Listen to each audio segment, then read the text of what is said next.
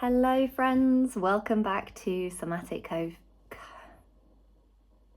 this isn't my first take. Welcome back to Somatic Coaching Coffee Chats with me, Sophie Ray. I'm not going to do another retake because I'll be here all day. Cheers to whatever beverage you are bringing to this session. I wanted to talk about self-soothing.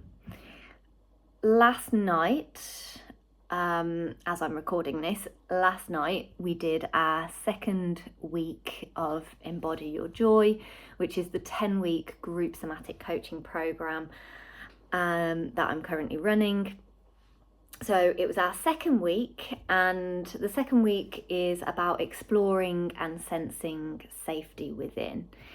Now, when I say safety, it can also be stability, it can be pleasant feelings, comfortable feelings, it can be acknowledging what doesn't feel safe and what tools, movements and practices can help us to regain a sense of safety.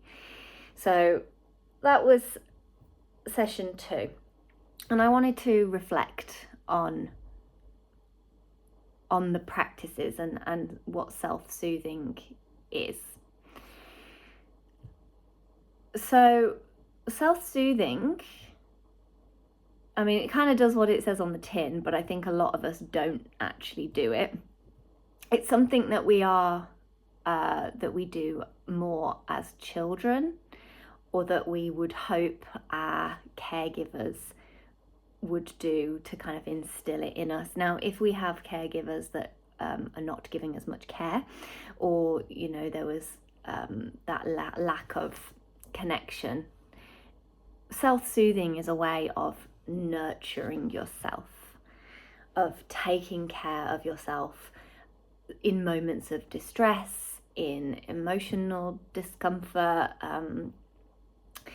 and when it's, it can be a natural thing that we don't even know that we're doing. So, for example, swaying, rocking. It can also be skin picking. If if you have that, I'm a skin picker.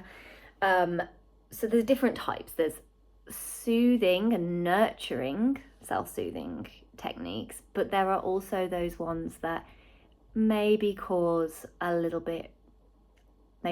self-harm, maybe aren't socially acceptable, can cause, not just damage to ourselves, but maybe to other people.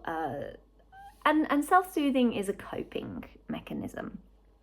It's a way of coping, and it's a way that we have developed through whatever experiences we've had.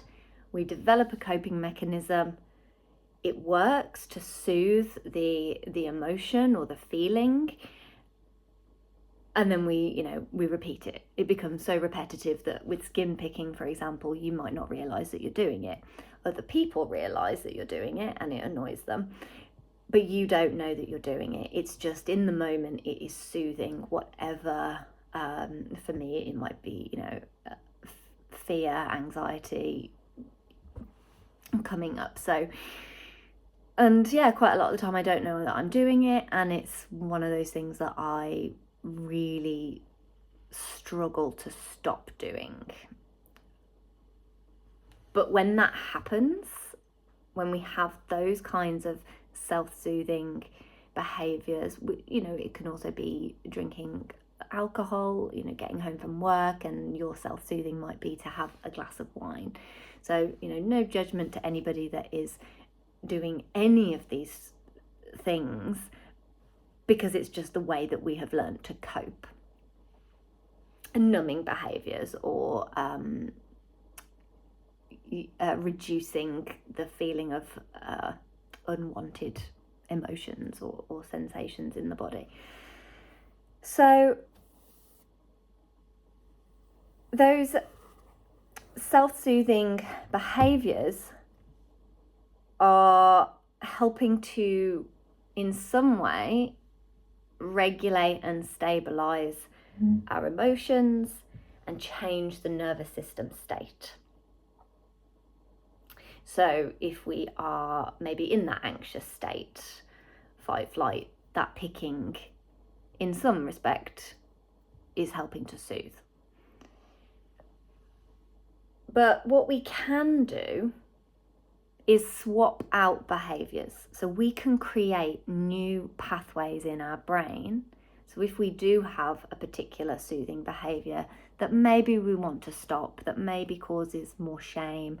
I do feel shame when I'm skin picking. There are, others, like skin picking can also be pulling out your hair or picking your nose, and it's not something that you can really help. And other behaviours are the same. We get into that habit and they can be very addictive. So needing to so self-soothing is one of the most important skills that we can learn. We can learn them at any age, and we can change what we do. We can swap out behaviours. So behaviours that might cause self-harm, we can swap them out for ones that will support us. And the way that we start to do that is recognizing our behaviours, becoming more aware. So we can't change what we're not aware of. And actually making that,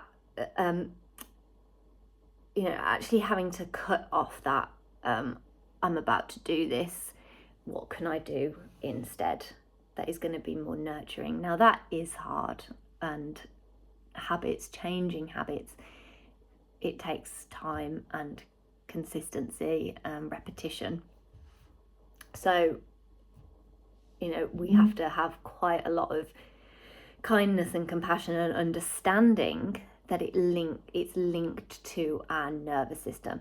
And if we can actually start to recognize, okay, I'm doing this particular behavior, whether it's skin picking, whether it's having a drink when you get home from work, whatever it is,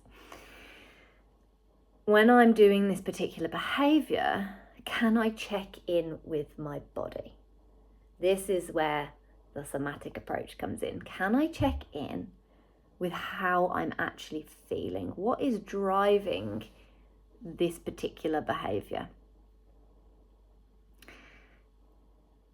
So I can acknowledge, okay, this is the state that I'm in. This is fight, flight. We can keep it very basic with, am I in a socially engaged, calm, connected, feeling quite grounded space? Am I in a overactive fight, flight? It can also be, excitement. They're very similar feelings. Am I scanning my environment? Am I on edge? Am I anxiously picking? And if you're someone that kind of shakes your leg, don't stop that, because that needs to happen. So it's thinking, okay, is this harming me? No. It reminds me of when you're at school and someone's got that kind of leg shake and it's knocking the table and everyone's getting annoyed, and it's like, that person is just regulating. That person is trying to regulate. So when you actually acknowledge that, it's so, we shouldn't be stopping anybody from doing that, from swaying, from shaking. All of those kinds of things they're seen as not socially acceptable, but actually they are. We're human. We need to move. If we're feeling anxious for some reason, that shaking is going to help in some way.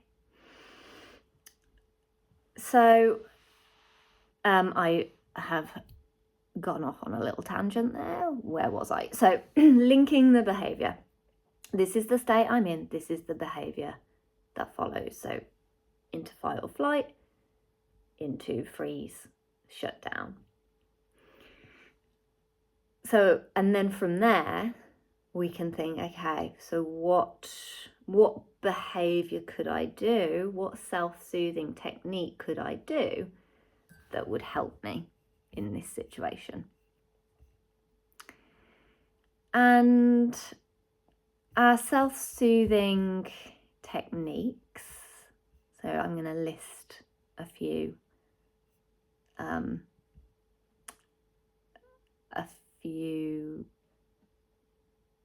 juicy ones, nice ones, lovely ones, positive ones, whatever, however you want to say it. And these are any behaviors that we can use to regulate our emotional state by ourselves. So we have inner resourcing, that are things we do on our own, and we have outer resourcing, things that we can do with other people, co-regulation, and yeah, we're not going to go into that today. Right, coming back, self-soothing techniques. So moving your body in ways that feel comfortable for you. So last night in our session, I put together a self-soothing practice, and we went through a variety of different movements with options. We went through some self-touch. So that is a self-soothing technique, self-massage, self-touch, self-connection. And throughout, it's about recognizing, okay, which ones make me actually feel soothed and nurtured, and I feel calm, and I feel regulated, and I feel connected, and which ones make me feel uncomfortable, anxious, uncertain. And it's about, being able to say, that's not for me. Because if you're trying to continue to do something that your body and your nervous system is saying no, if you keep doing it, you're going to put yourself in a place that feels really unsafe, and then potentially just go into a shutdown because you're like, I can't do this, or make yourself feel more anxious. So, this is where we have to take, we have to be accountable for ourselves. We have to advocate for ourselves. And if someone is asking us to do something that isn't making us feel good, can we feel empowered enough to say no? Now, there are lots of different situations where it might not feel safe to say no, but these self-soothing techniques are things that you can do on your own when no one else is around. So, moving your body in ways that feel comfortable. Yoga, dancing, walking, somatic movement, like that kind of yawny, stretchy, slow, almost effortless movement.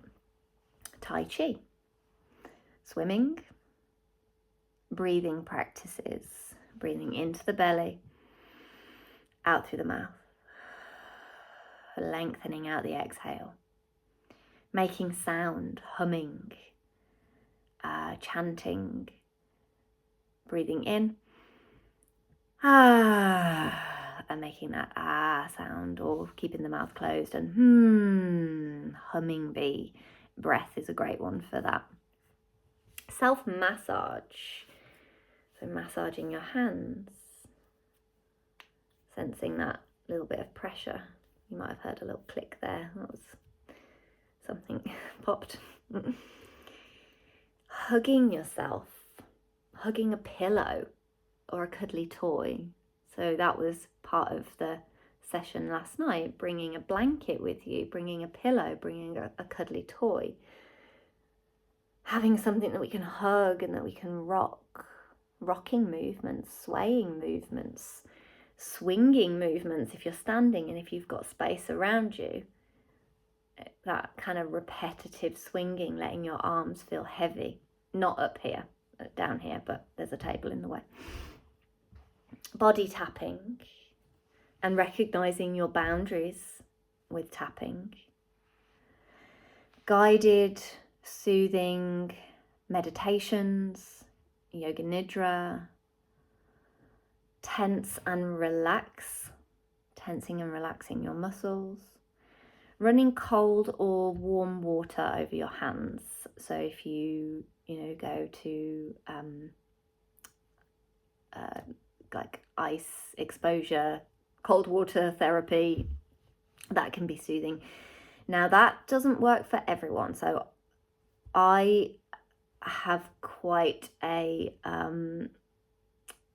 in Ayurveda it would be vata, so like, I'm quite slim, so actually being in the cold and being in cold water doesn't make my nervous system feel good.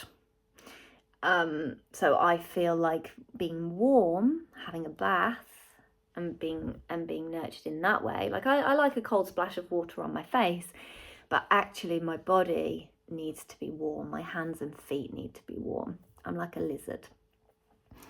So it, again, it's about testing these things out. And just because somebody's saying that cold water exposure is great for you and dunking yourself in ice is good for you, it doesn't mean that it is good for you. It's good for that person, but it might not be good for you or that person. Creating soothing smells, candles, incense. If there's too many smells, or if something's been burning for a long time, it gives me a headache. So for me, it's not soothing. I like a candle, but I can't have it on for too long. If it overpowers the room, it makes me feel unwell. And also, thinking if I'm burning incense or candles or anything like that, are there any respiratory problems? Is that going to aggravate me? Have I got asthma? Have I got sinus problems? Anything like that. If you're prone to headaches, it's thinking these sorts of things. What's going to hinder me and what's going to nurture me? Practicing somatic self-compassion. So that practice of checking in and acknowledging how you are and what you need. And that's a great practice to do first, because then we can pick the self-soothing technique that we need. And we can acknowledge, okay, something within me is feeling anxious today, or something within me is feeling tense, something within me is feeling joyful, something within me is feeling content.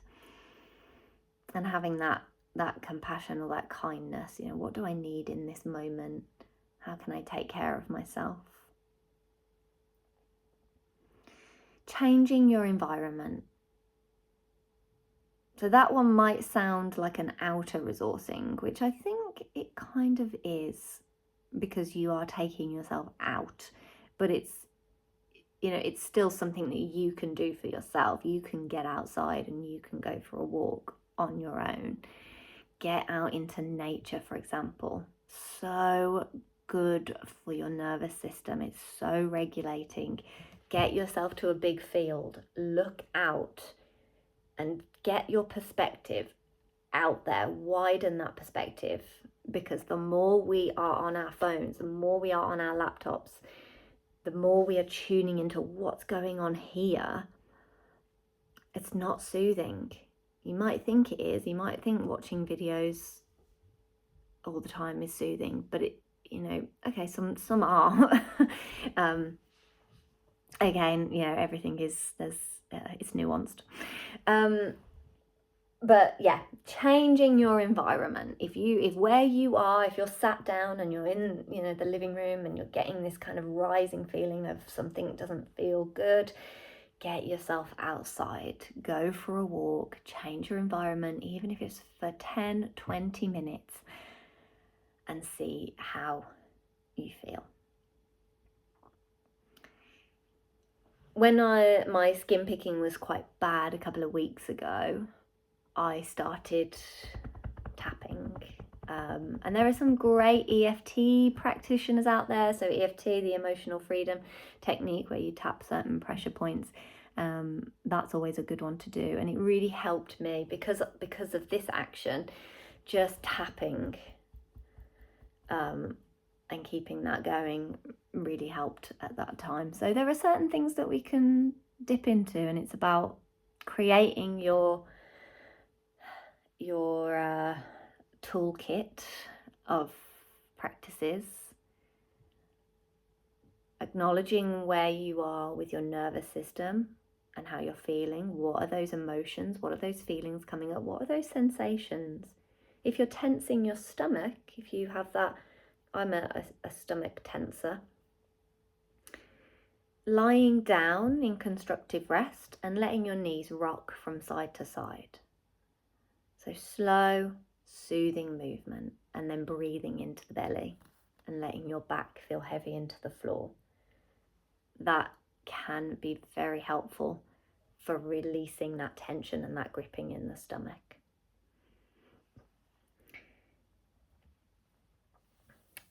So I'd love to invite you to reflect on what self-soothing techniques you currently practice. Any technique, without judging yourself, even if it's skin picking, even if it's getting home from work and having a glass of wine. What are those things that you do, that you go to try and make yourself feel better, to make yourself feel calmer? Make a list and pick a few, think of the ones, what are the ones that you'd like to change? What might you be able to swap them out for? What are those self-soothing techniques that you developed in childhood? So I've always been a skin picker. That's been my childhood thing. So, I'm thinking like 30 years. Some might take longer to change than others. But again, building that awareness, acknowledging the link between, what am I feeling, what's going on for me, and what's that behaviour that follows? And what might I be able to do to change that and to bring in some more nurturing practices? So again, it's possible for us to change the pathways in the brain through repetition. We can change the habits that we have and create new ones that will support us. Self-soothing helps to reduce feelings of anxiety and being able to be with vulnerable emotions, those, or emotions that make you feel vulnerable. And it can really grow our self-compassion, our understanding of ourselves, and it can help to grow our belief in ourselves, our self-belief, our self-esteem. So if you do struggle with self-worth, if you feel, if you have any issues with low self-worth and not believing in yourself, then these practices and doing these things for yourself and nurturing yourself can help to shift that. So thank you so much for listening. I really hope that this has made sense. I'm feeling quite tired today. By the time this video goes out, we may have moved on in the program. If you are interested in the group coaching program, I will link it below. You can have a look at the dates for spring 2025, and I'll see you again.